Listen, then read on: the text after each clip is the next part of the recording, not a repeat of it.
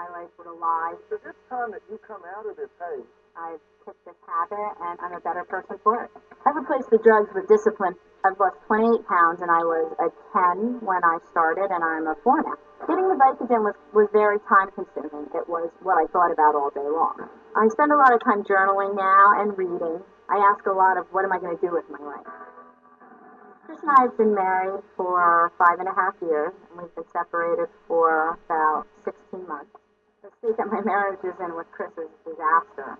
just tell me to go yourself like normal. We fight very viciously. I don't trust him at all. I caught Chris cheating on me. I came to his house. There was some other girl that had been in his bed.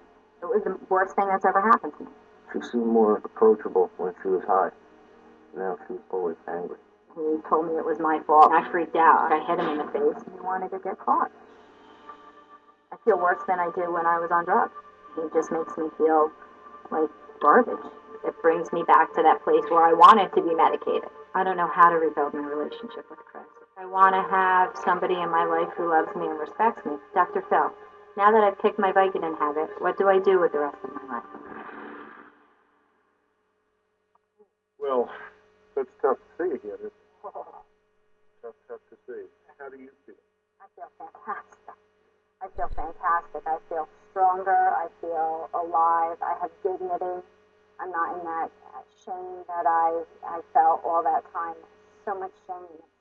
It's freeing just to have the shame lifted from me. Knowing that I don't have the drugs in me is a bonus.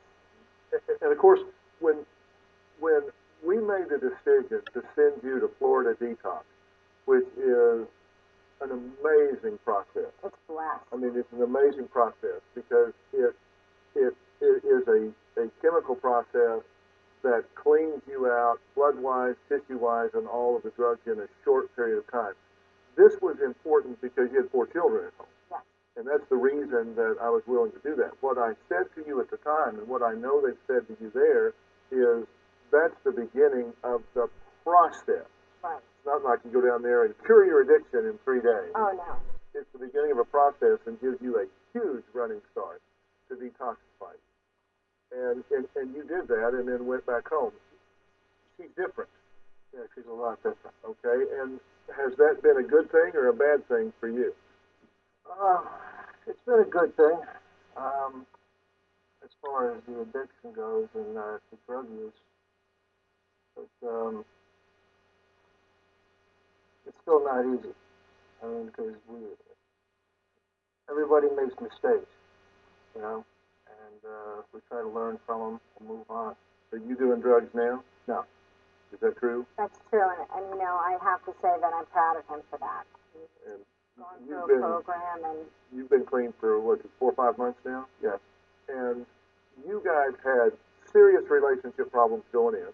right, And so you have serious decisions to make now about what you two do and can you come together constructively. right. Because getting the drugs out of your system, as I said, that just kind of takes away the anesthesia where you wake up and you see what's going on around you. Raw then. Yeah, and then my question to you is, are you doing what you need to do to keep this process going? Does this relationship fit into your sobriety or your sobriety? And what's best for the children? So big questions, big issues, and we're going to talk about all of that when we come back.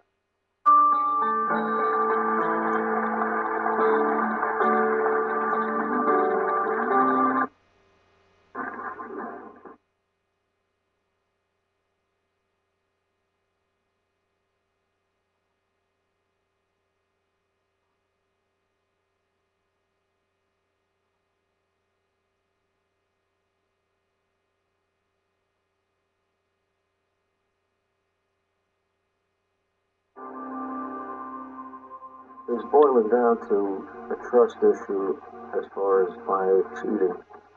We were trying to work things out. We had been intimate. Things had been going very well. He had to ignore my phone calls to have this relationship with this girl. I'm over it. I already moved on. That she spent the night and stayed with him was just too much for me to handle. I might have killed her. Well, I'm talking to Chris and Stephanie. At her words, Stephanie was taking 60 painkillers a day. Now she is 4 months sober. But with the haze gone, she says her marriage might be over. Her husband Chris says all he wants is a happy family. All right, a couple of quick questions, and I cannot tell you how proud I am of the things you've done. And you look so much healthier. I mean, you've lost, what, 28 pounds? Yep. You're drug-free. Yep. You've gotten that out of your system. Are you attending meetings on a regular and intense basis? No, I'm not attending meetings on a regular and intense basis, and that is something that I would like to incorporate. Right now, in the beginning of my process, I follow up with Dr. Spinagle and Florida Detox, and they are there any minute. Okay, now let me welcome Dr. Spinagle. Thank you for being here from Florida Detox. Now, what I hear when you say, well, no, I haven't incorporated that yet because I've like been really busy and all of that stuff. I mean, to me, you're walking a tightrope, and you absolutely have to make time to do that. And Yeah, you'll do that, right? Absolutely. Starting right away. Yeah, because it's important for you. You've worked too hard to come this far right. to not do what you have to do. Tell me why you two think you should be married. I think we should be married because we do love each other very much, and we also have the kids, which are the most important thing to us, I believe. And the most important thing to the children is having a parent, or hopefully parents, that love and care about them and make them a high priority. Now, I kind of have a rule when people ask me where they ought to be married or where they shouldn't, and they've had problems in the past, and it is this: never invest more than you can afford to lose. There is no union, there is no bond, there is no coming together that is worth losing yourself, your life, your health, your sanity. Can you afford to be in this relationship with Chris? Not as it is, no. You guys have made, I think, some major pain in each other's life. Yes. At this point. Do you think it's healthy for her to be with you right now? I don't know if it's healthy for her to be with me right now. I mean, actually, that's what I'm here to find out. Why do you want to be married to her? I mean, you say, well, I love her, but you don't behave like you love her. Well, we've been separated for 14 months, though. And the reason that the cheating was an issue is because, the reason the cheating was an issue is because you cheated. Absolutely. That's why it's an issue. Everybody has needs, and I addressed that. This is going to be a point of contention that's real. It's a deal breaker for me. This is a deal breaker for me.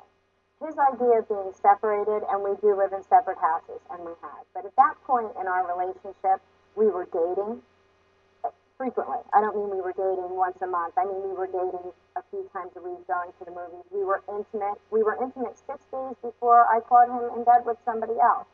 We wore our wedding bands, and we even discussed, that there would be nobody else. And the fact that he continues to make that point and say that we were separated, it's like making a sandcastle and kicking it down every time. We're going to take a break, and then we'll come back, and I've got some hard questions for both of them, and I think we'll provide some guidance to what we're going to do.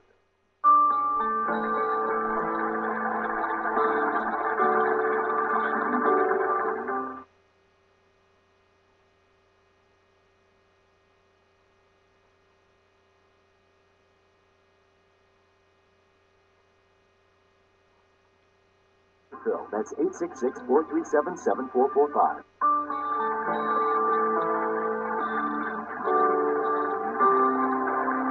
We've been following up with some wives and mothers who have changed their lives dramatically and inspired others. Now, I'm talking to Chris and Stephanie, and one of the issues that I've talked about is that when you go through what you go through, and you're in the 4 or 5 months of sobriety now as well, and so both of you work hard to get to that point, then you have to make decisions about what in your life is constructive for you to do and what's not. I want to go over some things, Chris, that I think are important, and I want you to talk to me about these things and tell me how someone gets their mind around this as to whether it's toxic or whether it's not.